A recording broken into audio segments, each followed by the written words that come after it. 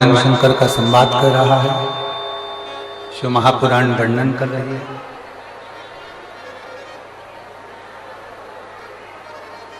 चौरासी लाख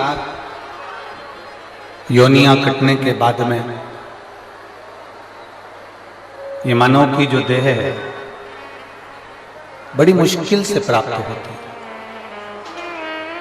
बहुत मुश्किल से। और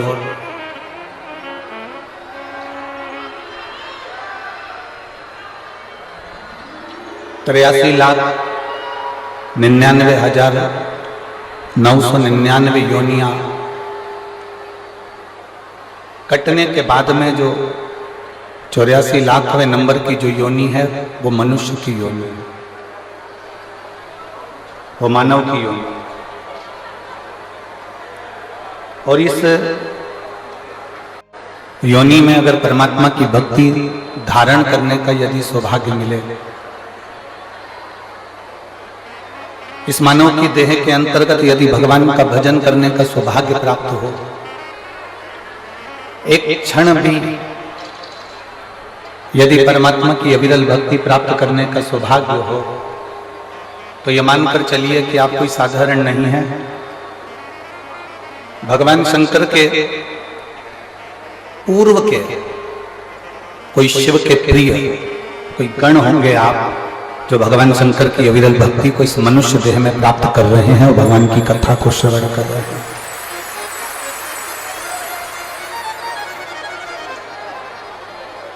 बिना प्रभु कृपा से, बिना मेरे भोलेनाथ जी की दया के बिना, मेरे शंकर की करुणा के बिना एक क्षण भी अगर कोई सत्संग की ओर जा ही नहीं सकता। देखिए, एक प्रसंग देवराज का आता है शिव महापुराण के अंदर।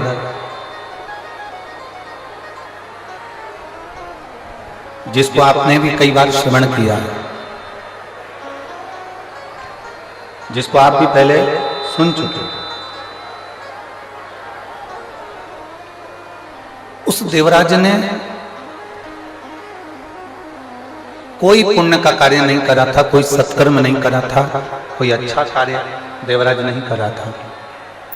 ना उसने भजन किया, ना उसने कीर्तन किया, ना उसने मंत्र जाप किया, ना उसने नाम जाप किया, ना उसने स्मरण किया, ना कभी भगवान शंकर के मंदिर गया, ना भगवान शंकर के मंदिर में जाकर एक लोटा जल चढ़ाया। कोई पुण्य का कार्य उसने नहीं किया। शिव महापुराण की कथा एक बहुत सुंदर संवाद करती है कि आप कोई अर्चना नहीं जानते, आप कोई पूजन नहीं जानते, आप कोई आराधना नहीं जानते, आप कोई भगवान को प्रार्थना करना नहीं जानते, आप भगवान से कोई विनय करना नहीं जानते, आप भगवान को रिझाने का कोई मंत्र नहीं जानते, आप कोई तप करना नहीं जानते, आप कोई बहुत लंबे व्रत करना नहीं जानते, आप भगवान को रिझाने के लिए कोई साधना करना नहीं जानते, आप भगवान को रिझाने के लिए बहुत सारा आडंबर या बहुत सारा धन कुछ भी देना नहीं जानते। शिव पुराण कहती है उस समय पर एक बात अपनी चित्तवृत्ति में बिठाओ कि एक लोटा जल लेकर महादेव के मंदिर में जाओ। ये सारी तप साधना, सारी आराधना वो एक लोटे जल से हमें प्राप्त हो जाती है।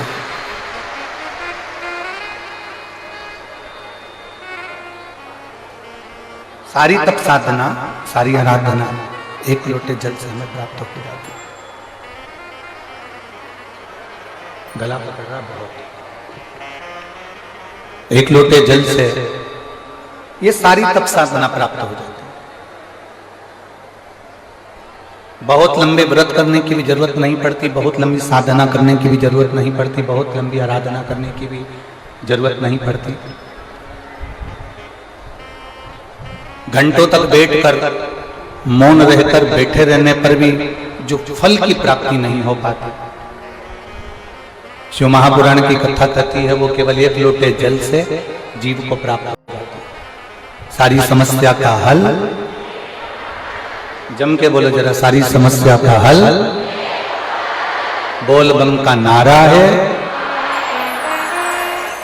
आप जितनी धैर्यता के साथ में, जितने स्मरण के साथ में, जितनी अविरल भक्ति के साथ में भगवान शंकर के मंदिर में जाकर एक लोटा जल समर्पित करते हो, शिव आपको अपना जान लेता है, शिव आपके हो जाते हैं और आप शिव के हो जाते हैं। भगवान शंकर आपके हो गए, आप शंकर के हो गए। देवराज को ना देवराज ना व्रत करता है, ना साधना करता है, ना कोई उपास करता है, ना कोई तप करता है।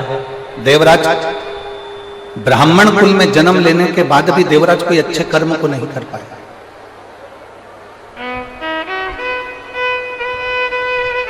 कोई अच्छा कर्म देवराज ने नहीं करा। ब्राह्मण कुल में जन्म जरूर ले लिया, ब्राह्मण कुल में पैदा जरूर हो गया, ब्राह्मण कुल में उसका जन्म जरूर हो गया, पर अच्छा कर्म नहीं कर पाया।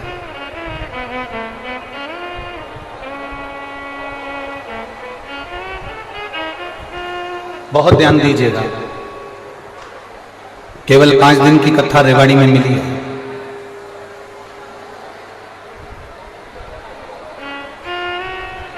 पांच दिन की कथा में 3 घंटे की कथा, और 3 घंटे की कथा में भी आधा घंटा आशीष भैया लेते हैं और 2.5 घंटा हमको प्राप्त होता है। वो 2.5 घंटा भी यदि आपने अपना मन लगाकर, चित्त लगाकर, हृदय लगाकर बाबा से अपने दिल की बात स्मरण कर कर यदि कह दी और बाबा को अपने दिल में बिठा लिया और बाबा के दिल में आप बैठ गए, तो ये मानकर चलना कि 5 दिन की कथा ना जाने हमारे कितने जन्मों के आनंद को करा सकती है।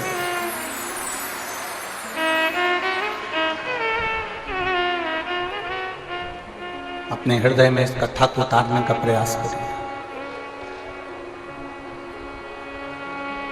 अपने हृदय में ये कथा को बिठाने का प्रयास करिए।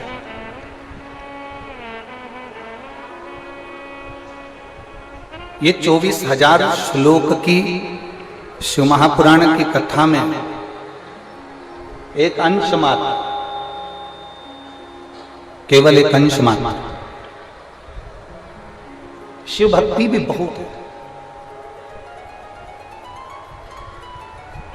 कोई तुमसे कहे कि मैं आगे बैठी, मैं पीछे बैठी, कोई के मैं राइट में बैठी, कोई के मैं लेफ्ट में बैठी, कोई कहे कि मुझे यहाँ जगह मिली, कोई कहे मुझे वहाँ जगह मिली, कोई कहे मुझे ऐसा मिला, कोई कहे मुझे वैसा मिला, कोई कहे मुझे यहाँ प्राप्त हुए, कोई कहे वहाँ प्राप्त हुए। आपको एक बात कहना है कि कहीं पर भी बैठकर कथा श्रवण करो, पर ऐसी सुनो कि तुम शंकर भगवान के दिल में बैठ जाओ और शंकर भगवान तुम्हारे दिल में बैठ जाओ। बस ऐसी श्रवण।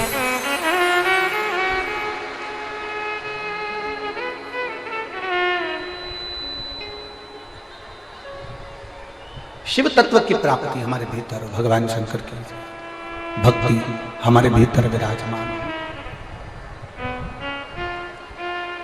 जब भगवान शिव की भक्ति हमारे भीतर विराजमान होगी, तब हमें कहीं जाने की जरूरत नहीं पड़ेगी। किसी भी स्थान पर देवराज ब्राह्मण कुल में जन्म लेने के बाद भी ब्राह्मण कर्म नहीं कर पाया। ऐसे संसार में ना जाने कितने लोग हैं जो जन्म तो ले लेते हैं पर कोई अच्छा कर्म नहीं कर पाते। सुनील जी, हम आपको साधुवाद देते हैं। रेवाड़ी में ढेरों लोग होंगे जिनके पास में करोड़ों का धन होगा, पर मेरे महादेव की कथा नहीं करवा पाए। कहीं आपके पूर्वजों का पुण्य होगा, आपके माता पिता का पुण्य होगा, जो देवादिदेव महादेव की ये 5 दिवसीय कथा आपके ऊपर, आपके पूर्वजों की, आपके माता पिता की, कहीं घर के बुजुर्गों का आशीर्वाद हुआ होगा जो ये कथा आपके रेवाड़ी में पहुंची।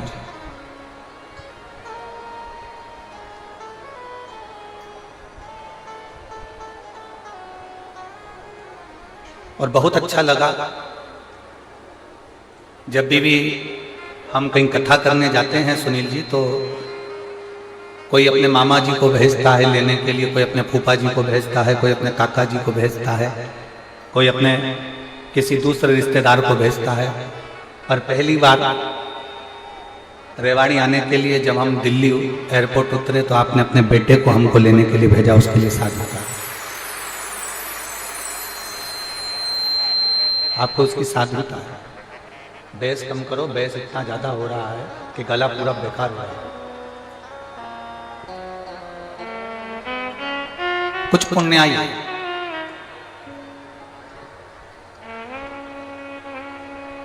आपके और हमारे जीवन की होगी, जो रेवाड़ी की इस पवित्र भूमि पर भगवान की अविरल कथा को हम श्रवण करने के लिए विराजमान हैं।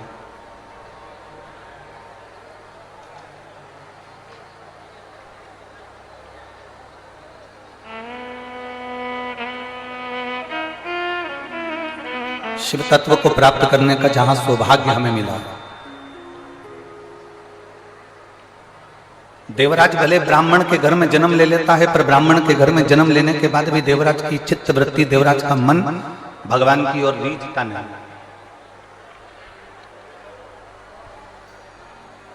भगवान की ओर देवराज का चित्त नहीं जाता, देवराज का मन भगवान की ओर नहीं जाता।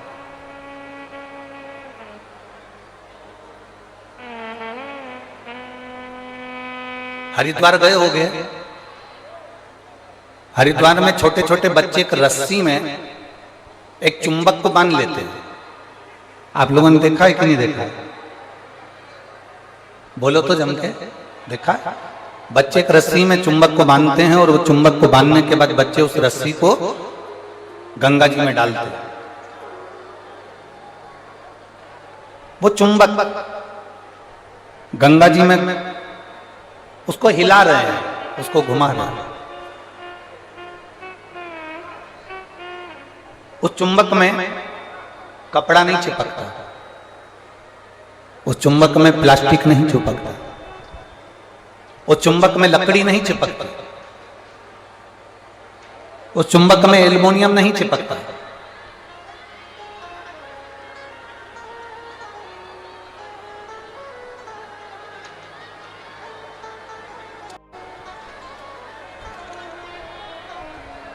उस चुंबक में कपड़ा नहीं चिपकता, उस चुंबक में लकड़ी नहीं चिपकती, उस चुंबक में प्लास्टिक नहीं चिपकता। उस चुंबक में अगर चिपकता है तो केवल जो चुंबक का लोह तत्व है वो उस चुंबक के अंदर चिपक जाता है।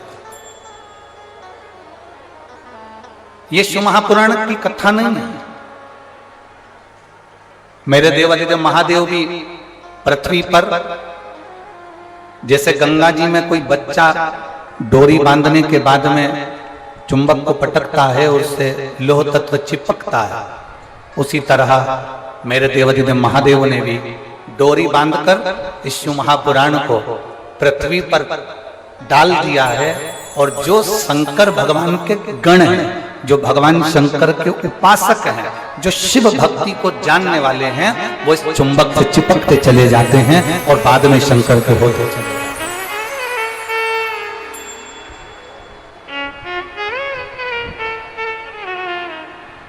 चिपक रहे हैं।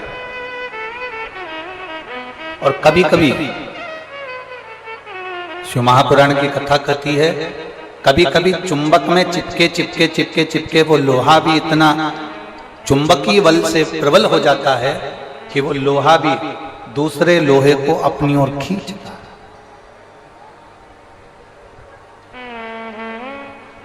देवराज चोरी का धन ले जाकर भगवान शंकर के मंदिर में पहुंच गए।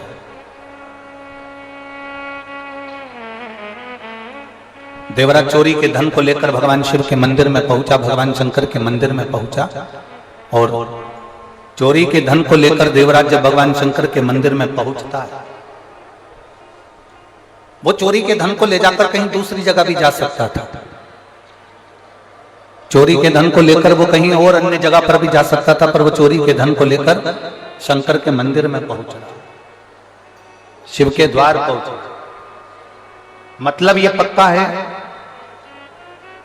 ये निश्चित है, भूल से भी अगर कोई शंकर की चौखट तक गया है, भूल से भी अगर कोई शंकर के दरवाजे तक गया है, तो ये मानकर चलना वो कितना बड़ा पापी क्यों ना हो, कितना बड़ा बेकार कर्म करने वाला भी हो, अगर वो शंकर की शरण गया है तो ये मानकर चलना कि वो शंकर का पूर्व का कोई जीव है जो शिव का हो गया, कैसा भी।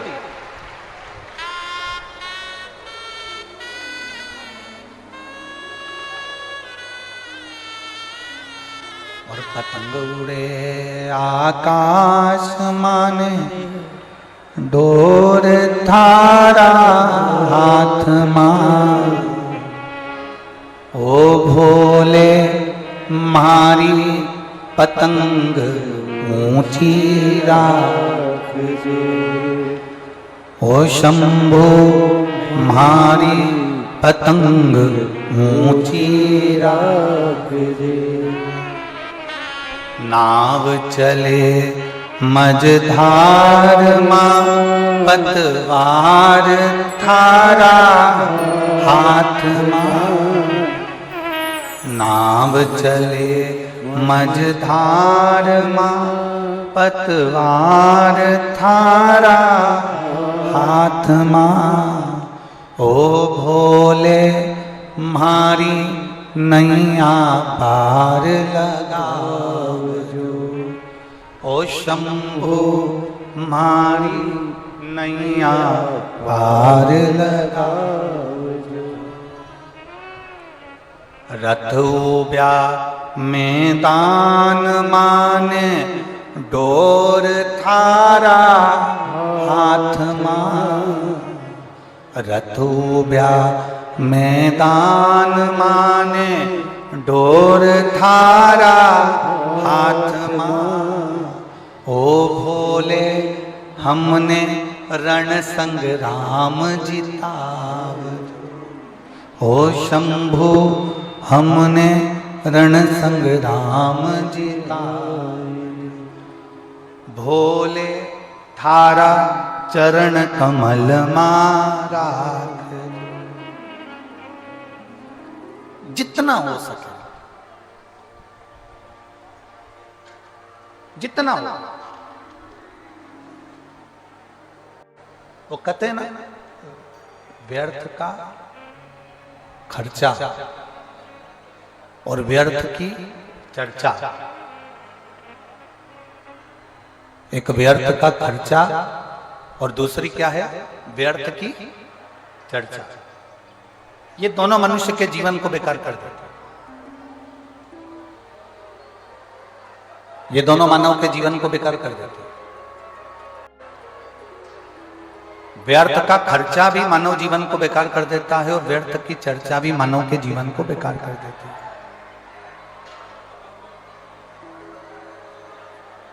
व्यर्थ का यदि खर्चा करोगे, व्यर्थ के खर्चे में अगर डूबोगे, व्यर्थ का खर्च करोगे तो तुम्हारा जीवन बहुत अच्छा होने वाला नहीं। तुम्हारा जीवन बहुत अच्छा होने वाला नहीं। और यदि शिवपुराण कह रही है व्यर्थ की चर्चा में डूबोगे ना, तो भी तुम्हारा जीवन श्रेष्ठ होने वाला नहीं। फालतू का खर्चा मत करो और फालतू की, जम के बोलो जरा, चर्चा मत करो। ना तो हमें फालतू का खर्चा करना है और ना हमें फालतू की चर्चा करना है। सीख देने वाले बहुत मिलेंगे तुमको, बहुत सारे अकल देने वाले मिलेंगे। कभी कह देंगे अपनी हेयर स्टाइल ऐसी कर लो, कभी कहेंगे ये वाला पार्लर अच्छा है यहाँ चले जाओ, कभी कहेंगे वो वाला पार्लर अच्छा है वहां चले जाओ, कभी कहेंगे यहाँ चले जाओ, कभी कहेंगे वहां चले जाओ। व्यर्थ का खर्चा नहीं करना। हाँ,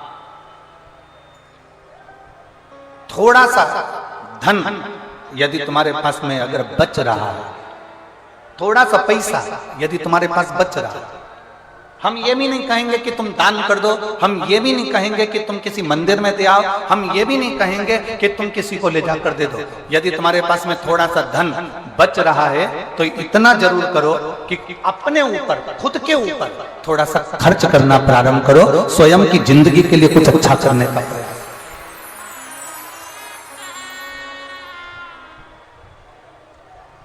अपने लिए जीजिए, थोड़ा अपने लिए अच्छा करने का प्रयास करिए, थोड़ा अपने लिए अच्छा करने का प्रयास करो अपने लिए।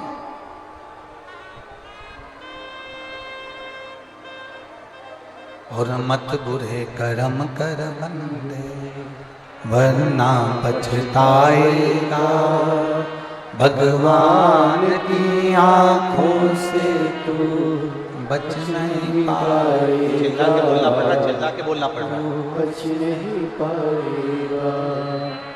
अरे ओ अज्ञानी मत करना दान। थोड़ा सा धन यदि तुम्हारे पास में बचे,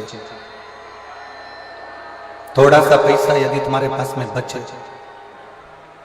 स्वयं पे खर्च करो। और स्वयं पर खर्च करना किसको कहते हैं? स्वयं पर खर्च करना कहते किसको? स्वयं पर खर्च करने का मतलब क्या होता है? बहुत अच्छे अच्छे कपड़े धारण कर लो, बहुत अच्छे आभूषण धारण कर लो, बहुत सिनेमा देख लो, बहुत ऊंची गाड़ियों में घूम लो। स्वयं पर खर्च करना इसको कहते हैं क्या? नहीं। जब थोड़ा पैसा, थोड़ा धन आपके पास में यदि बच रहा है,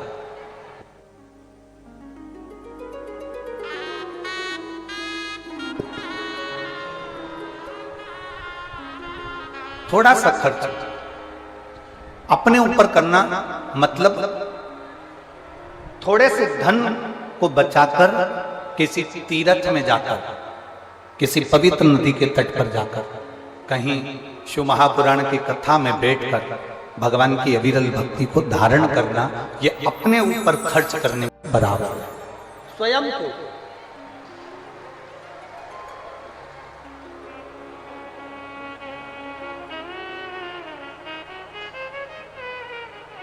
मत दो किसी से। आप 1 रुपया भी दान नहीं कर सकते, मत करो। आप किसी को अठन्नी नहीं दे सकते, मत दो। अपने ऊपर खर्च करो, स्वयं के ऊपर। स्वयं के ऊपर खर्च करने से मतलब है कि भगवान की अविरल भक्ति की ओर जाइए, भगवान के भजन की ओर जाइए, भगवत स्मरण की ओर जाइए। एक कदम भी हम जब भगवान की ओर बढ़ाते हैं, एक कदम भी हम जब भगवान की ओर अग्रण्य होते हैं, हम तो केवल एक कदम चलकर भोलेनाथ जी की ओर जाते हैं। पर शिव महापुराण की कथा कहती है कि भोलेनाथ हजारों कदम चलकर तुम्हारे दरवाजे तक पहुंच जाता है, एक कदम से नहीं।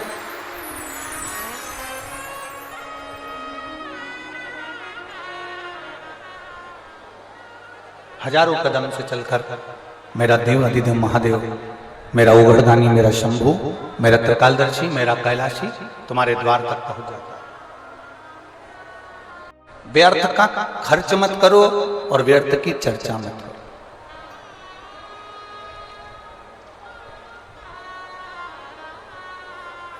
इतनी दूर दूर से कथा सुनने के लिए आए हो, 5 दिन के लिए आए हो, लोग चिल्लाते रहेंगे। हमारा निवेदन है, श्री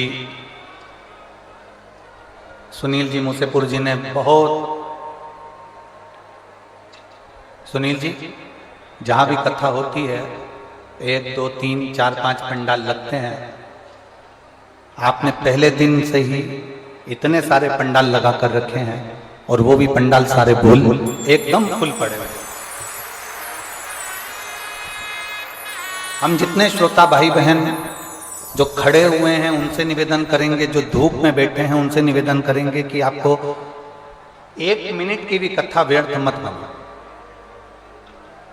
चिल्लाकर, दबाव बनाकर, धक्का देकर ये कथा का लाभ नहीं ले सकते। जहां जगह मिल जाए ना, जहां तक तुम्हें आवाज आ रही हो वहां कहीं पर भी बैठ जाओ। जिसको जहां जगह मिले वहां बैठ जाओ और बैठकर भगवान की कथा का रसतत्व ग्रहण करो। हम जानते हैं बहुत ज्यादा संख्या में आप लोग आए हैं।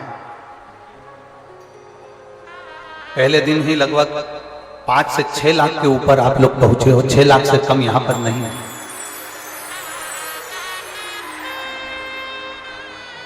जहां जगह मिले वहां बैठो। व्यर्थ का समय बर्बाद न करते हुए भगवान की विरल भक्ति को धारण करो, कहीं पर भी बैठो। और किसी से मत कहो कि मुझे आगे जाना है, कि पीछे जाना है, कि मुझे यहाँ जाना है, कि मुझे वहां जाना है। और मेरा यहाँ जो बैरिकेड के पास में जितने लोग खड़े हुए हैं उनसे भी कहूंगा, बैठ जाओ। पीछे वालों को कष्ट हो रहा है तुम्हारे कारण, वो पीछे वाले देख नहीं पा रहे। जहां जगह मिल जाए वहां बैठ जाओ। आप भी बैठ जाओ, जहां जगह मिले वहां बैठ जाओ। हमने पहले भी कथा में कहा है, अपने साथ में 3-4 चीजें लेकर चला करो। पानी की कितनी बोतल? जम के बोलो जरा। 2। बिछाने के लिए दरी, ओढ़ने के लिए कंबल, और साथ में एक, जम के बोलो जरा, छाता। छाता इसलिए लेकर चलो कि कहीं अगर पंडाल में जगह नहीं मिले तो अपना छाता लगाकर बैठ, जहां जगह मिल जाए वहां बैठते जाओ और भगवान की विरल कथा को धारण करो।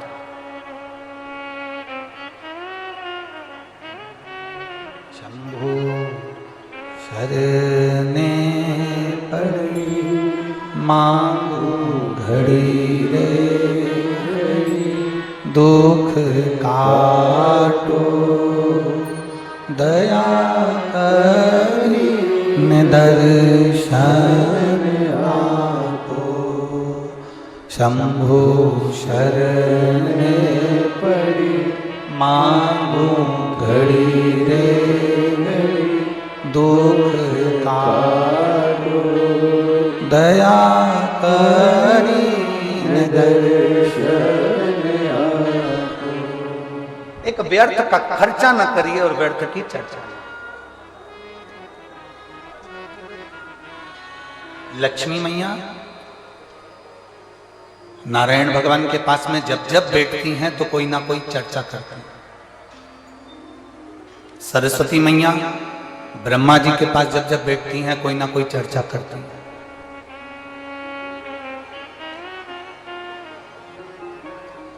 इंद्राणी इंद्रदेव के पास जब जब बैठती हैं कोई ना कोई चर्चा करती हैं। पर केवल एक माता पार्वती ऐसी हैं जो भगवान शंकर के पास जब जब बैठती हैं व्यर्थ की चर्चा नहीं करती हैं, संपूर्ण विश्व के कल्याण की चर्चा करती हैं। संपूर्ण विश्व के।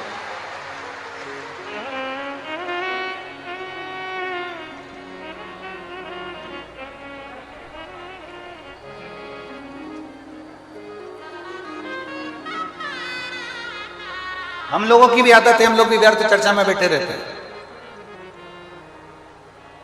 हम लोगों की भी आदत है, हम व्यर्थ चर्चाओं में डूबे रहते हैं।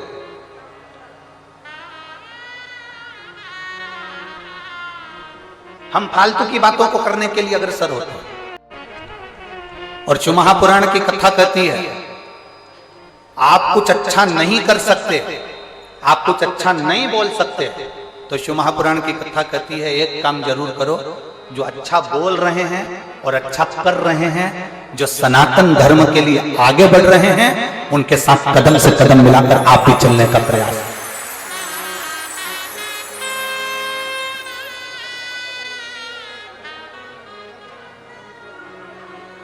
आप भी उनके साथ सनातन धर्म के साथ कदम से कदम मिलाकर चलने का प्रयास करें। व्यर्थ खर्च ना हो और व्यर्थ चर्चा। जितनी देर बैठो उतनी देर भगवान की भक्ति में बैठो। महापुराण की कथा कहती है शंकर जी के मंदिर में जब एक लोटा जल लेकर जाओ ना अपने घर से, भगवान शंकर का जब एक लोटा जल तांबे के लोटे में पानी भरकर आप अपने घर से जब चले तो बाबा से घर से निकलते समय मंदिर की सीढ़ी पर चढ़ते समय 2 बातों का स्मरण रखें। जितने लोग आस्था चैनल पर सुन रहे हैं, जितने फेसबुक यूट्यूब पर सुन रहे हैं, जितने मोबाइल पर सुन रहे हैं, जितने रेवाड़ी हरियाणा की पवित्र भूमि पर सुन रहे हैं, बड़े सावधानी से सुनिए। ये बात हमने किसी कथा में आज तक नहीं कही, आज रेवाड़ी की इस पवित्र भूमि पर यह बात कहना चाहें। 2 बातें हैं। एक मंदिर से चलो, घर से चलो तब एक बात कहना है, और मंदिर में, मंदिर की दहली पर, मंदिर की सीढ़ी पर, मंदिर की चौखट पर, मंदिर के अंदर प्रवेश करो तब एक बात कहना। 2 बात।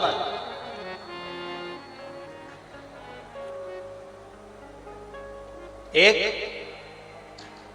घर से चलते समय लोटा पानी का भरते समय बाबा से कहना है ये पूरा मेरा घर नहीं आपका घर है, और ये घर का जल मैं आपको देने के लिए इसलिए आ रही हूं क्योंकि ये जल नहीं है, मेरी दशा आपको ये जल बताएगा तो ये जल मेरा एड्रेस है, जब आप शाम को घूमने निकलो तो मेरे दरवाजे पर 2 मिनट जरूर रुकना। ये एड्रेस है। एक घर से निकलते समय कहो कि ये मेरा घर नहीं, या आपका। और दूसरा, मंदिर के अंदर जब प्रवेश करो, मंदिर की चौखट पर जब पांव रखो, मंदिर के अंदर, मंदिर की देहली पर, मंदिर के दरवाजे में जब प्रवेश करो, तब भगवान भोलेनाथ जी से कहना, मैं जैसा भी हूं और मेरे घर के लोग जैसे भी हैं, सब आपके हैं और आप हमारे हैं, बस इतना याद रखना और कुछ नहीं।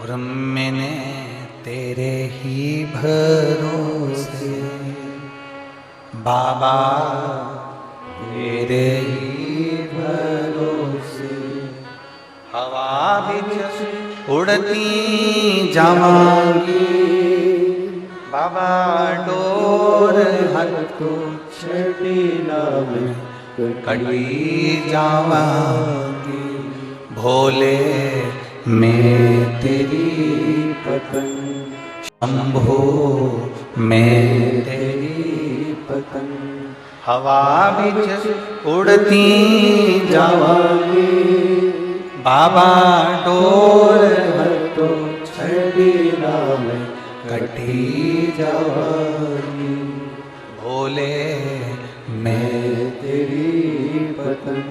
2 चीजें स्मरण में।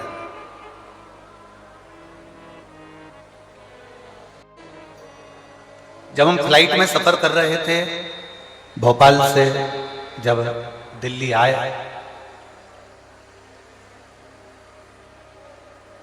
तो जिस समय फ्लाइट से नीचे उतरते समय एक लड़के ने एक प्रश्न किया, बड़ा अच्छा प्रश्न है, आपके और हमारे जीवन की सिद्धता को सिद्ध करता है। प्रश्न बहुत अच्छा है। उस लड़के ने प्रश्न किया,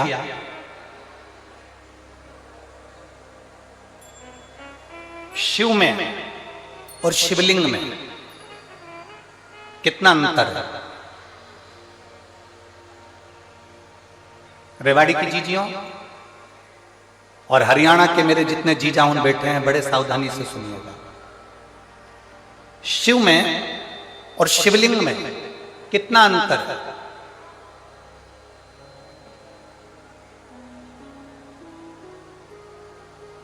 दिल्ली में कोई विवेक बिहार का वो लड़का था जिसने वो प्रश्न किया था, और हमने उस बच्चे से कहा था कि अगर बन सके तो पहले दिन की कथा जरूर सुनना रेवाड़ी की।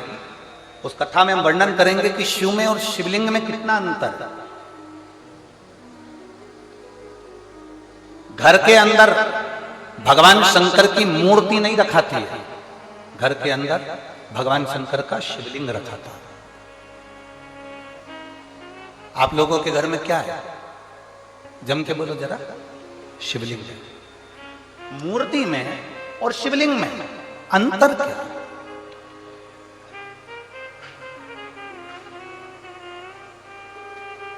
मूर्ति में और भगवान शंकर के शिवलिंग में अंतर क्या है?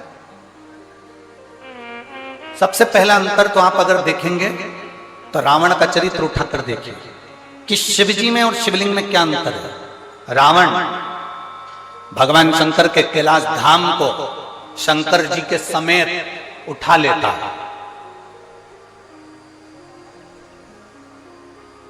लंकाधिपति रावण, लंकाधिपति लंकेश, शंकर भगवान को कैलाश पर भगवान शिव बैठे हैं और रावण भगवान शंकर को कैलाश के समेत शंकर भगवान को उठा लेता है। बोलो उठाता है कि नहीं उठाता? जम के बोलो जरा। उठाता है ना? रावण भगवान शंकर को कैलाश के समेत उठा लेता है, और वही रावण जब शिवलिंग पृथ्वी पर रखा जाता है, रावण अपनी पूरी शक्ति को लगा देता है तो भी शंकर भगवान के शिवलिंग को नहीं उठा पाता है।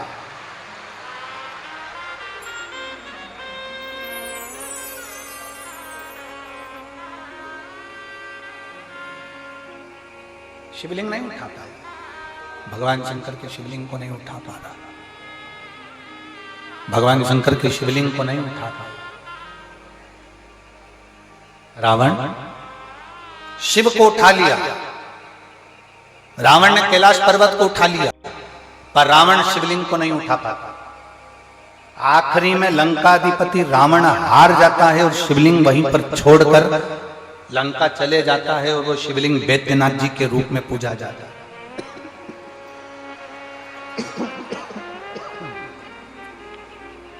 अंत में वो शिवलिंग वैद्यनाथ जी के रूप में पूजा जाता है।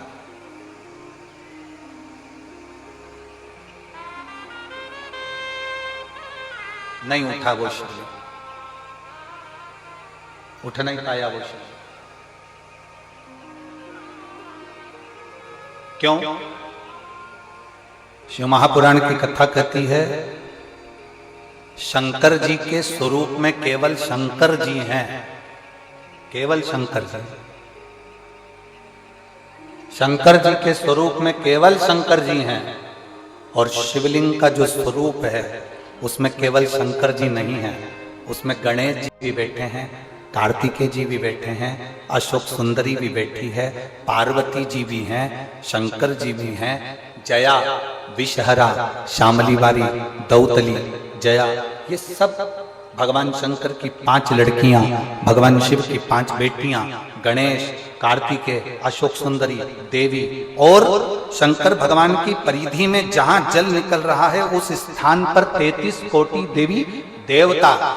शंकर जी के स्वरूप में केवल शंकर अकेले हैं, पर शंकर जी के शिवलिंग में 33 कोटि देवी देवताओं का बल होता है, इसलिए वो उठ नहीं पाता।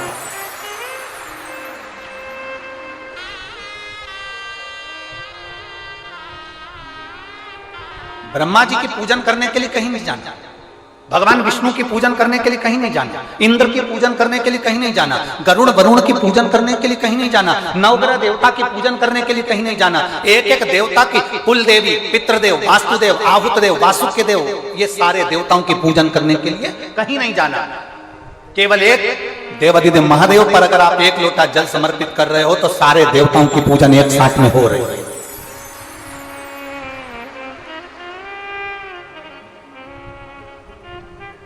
शिव को उठाना सरल है पर शिवलिंग को उठाना कठिन। और दूसरा प्रसंग आया, आप लोग वृंदावन के नजदीक में रहते हैं, ब्रज की भूमि के करीब में है रेवाड़ी, गोवर्धन बाबा के नजदीक में आप निवास करते हैं। राजा कंस, जिस कंस ने अपना उपद्रव मचाया, जिस कंस ने सब कुछ अपना बना लिया, जिस कंस ने अपनी बहन को कारागार में डाल दिया, जिस कंस ने अपने दामाद को कारागार में डाल दिया, जो कंस भगवान कृष्ण का द्रोही बन गया,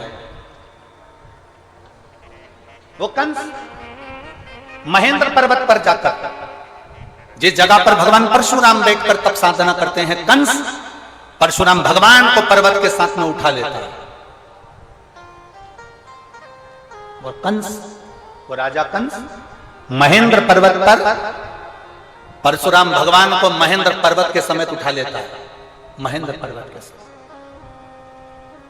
अब एक दिन कंस आया और परशुराम भगवान महेंद्र पर्वत पर बैठकर तप साधना कर रहे थे और कंस उनको उठाने वाला, पर्वत उठता नहीं है। कंस जब भी महेंद्र पर्वत पर जाता था परशुराम भगवान को पर्वत के समेत उठा लेता था, पर आज पर्वत उठाने कंस ने एड़ी से चोटी तक का बल लगा लिया, पर वो महेंद्र पर्वत नहीं उठा और ना परशुराम भगवान उठे, ना परशुराम जी उठ रहे हैं, ना वो महेंद्र पर्वत उठ रहा।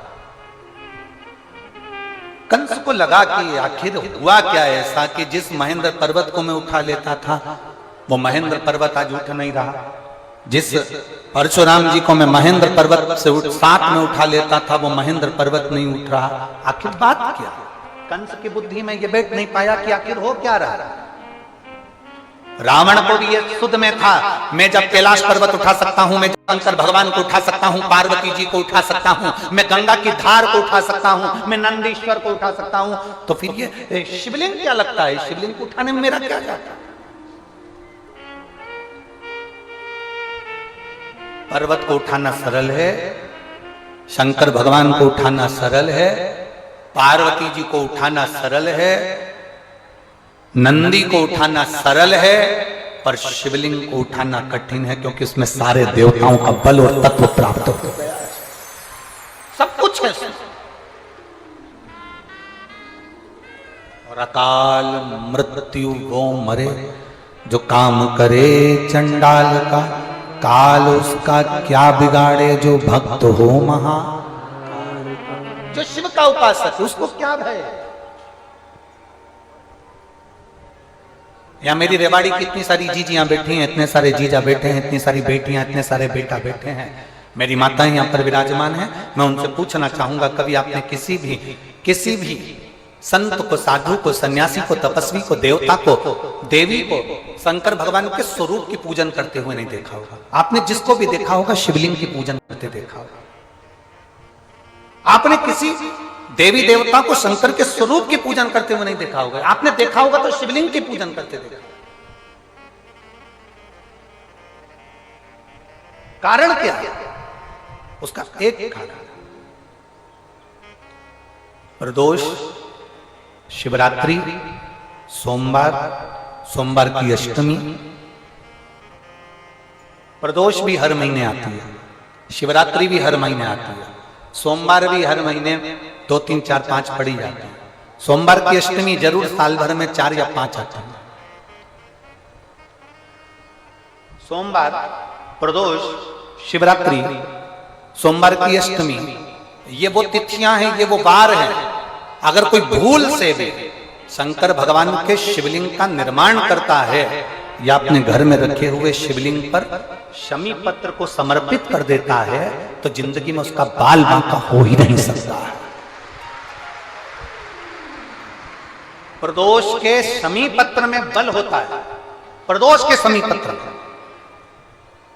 मैं सुनील जी को धन्यवाद दूंगा, आपको बहुत बहुत साधुवाद। ये 5 दिन की कथा में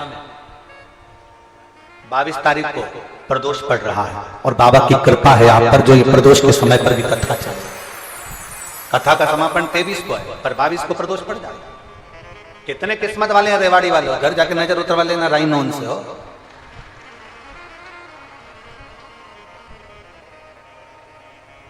शिव की कृपा कितनी है आप पर, जरा विचार करिए।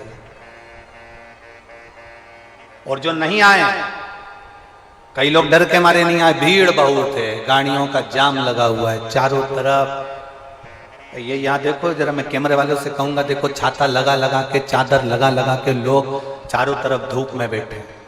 और मेरा जीजियों से निवेदन है, जो पंडाल के अंदर पानी बांट रहे हैं या पंडाल के अंदर पानी के पाउच दे रहे हैं, उनसे निवेदन है इनको मत दो, जो धूप में बैठे हुए हैं उनको दीजिए। मेरा इतना सा, जो पानी की बोतल बांट रहे हैं, पानी के पाउच बांट रहे हैं, जो शंकर के आए हुए इन भक्तों की सेवा में लगे हुए हैं, उनसे निवेदन है जो धूप में बैठे हैं उनको पानी दीजिए, उनको पानी का पाउच दीजिए, मना नहीं। जो अंदर बैठे इनको कुछ मत दीजिए, इनको भोलेनाथ दे देगा, चिंता न करिएगा। अब बाहर वाले कहेंगे गुरुजी कि हमको भोलेनाथ नहीं देगा। अरे तुमको तो पहले से ही दे रखा है, जब तो धूप में तपा तपा कर तुमको अच्छा करते जा रहा है। सोने को जितने तपाया जाता है ना उतना निखर जाता है। तुम लोग धूप में ज्यादा तप रहे हो ना, चिंता मत करना हो, थोड़ा बहुत शरीर भले काला पड़ जाए पर निखर के नंबर 1।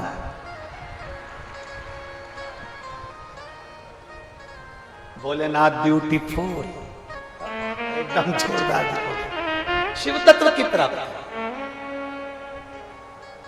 जो संपूर्ण विश्व का कल्याण करने वाले हैं।